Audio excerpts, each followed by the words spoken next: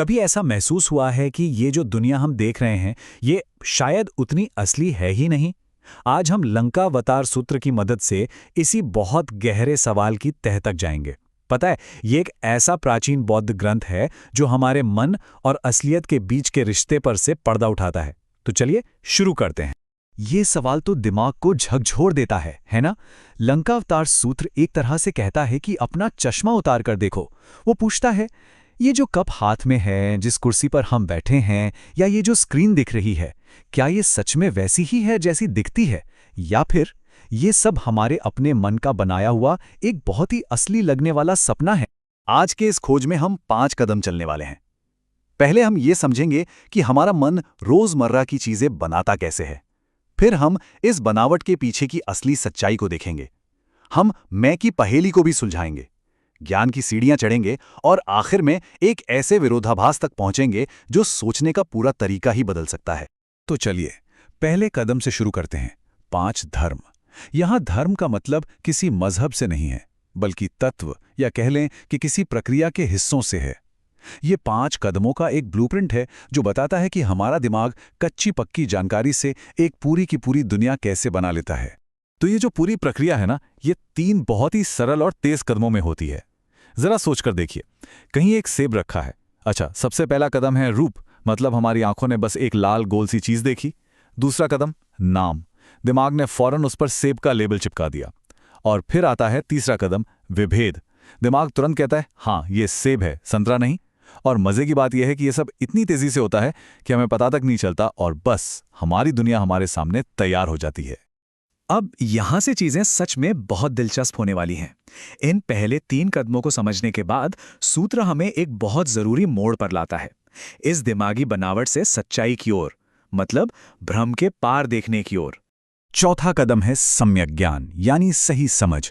ये वो आहा वाला पल है जब अचानक ये एहसास होता है कि सेब की सेबियत खुद सेब में नहीं बल्कि हमारे अपने मन में है। जो कुछ भी हम अनुभव कर रहे हैं वो बाहर की दुनिया का कोई लाइव टेलीकास्ट नहीं, बल्कि हमारे अपने मन का ही एक शो है। और ये हमें 5वें और अंतिम तत्व पर लाता है, तथ्यता, यानी परम सच्चाई। जरा सोचिए कि किसी चीज से सारे लेबल अच्छा, बुरा, सेब, पत्थर सब हटा दिए जाएं।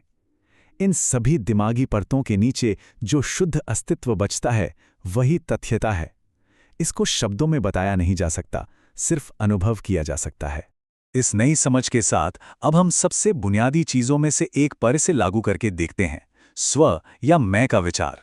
सूत्र इसे 2 हिस्सों में तोड़ता है। पहला है व्यक्तियों की नैरात्म्यता, मतलब अगर कोई अपने मैं को एक प्याज की तरह परत दर परत छीले, अपनी यादें, अपनी आदतें, अपने विचार, तो आखिर में कोई ठोस गुठली या मैं नहीं मिलेगा। और दूसरा है वस्तुओं की नैरात्म्यता। बिल्कुल उसी तरह बाहर की दुनिया की चीजों में भी कोई स्थायी सार नहीं है, वो भी हमारे मन के बनाए हुए लेबल ही हैं। सूत्र इसे समझाने के लिए कमाल का उदाहरण देता है। वो कहता है कि हमारा दिमाग एक जादूगर की तरह है जो लगातार ऐसी चीजें और लोग बनाता रहता है जो हैं तो सिर्फ भ्रम, लेकिन हमें बिल्कुल असली लगते हैं। सोचिए, हम सब एक जादू के शो में जी रहे हैं और जादूगर हमारा अपना मन है। और मन की इस बेचैन आदत को समझाने के लिए सूत्र कई और मजेदार उदाहरण देता है।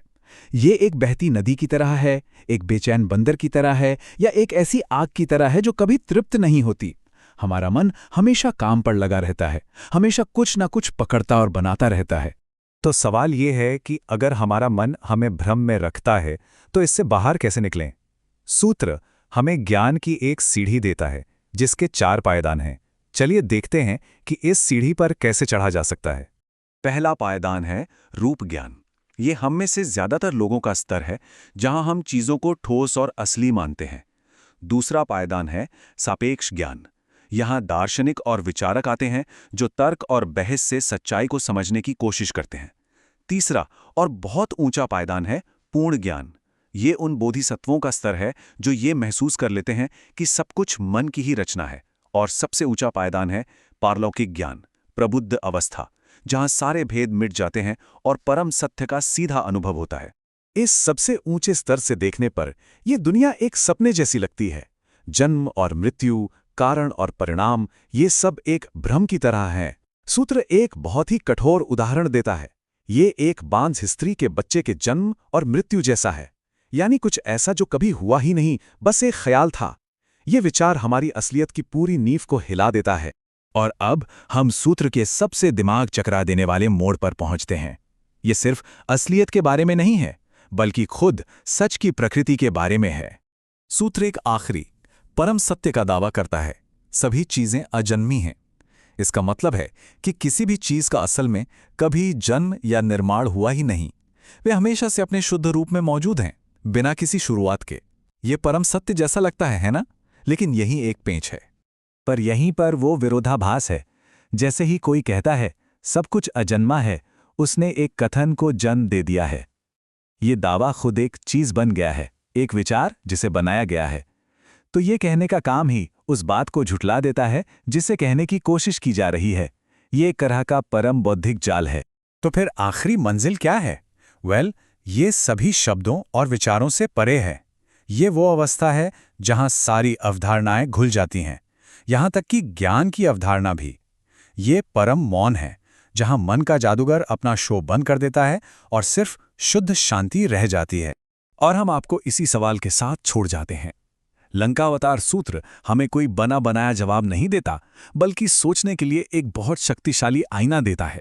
ये हमें असलियत, मन और हमारे स्व की प्रकृति पर गहराई से सोचने के लिए एक न्योता देता है।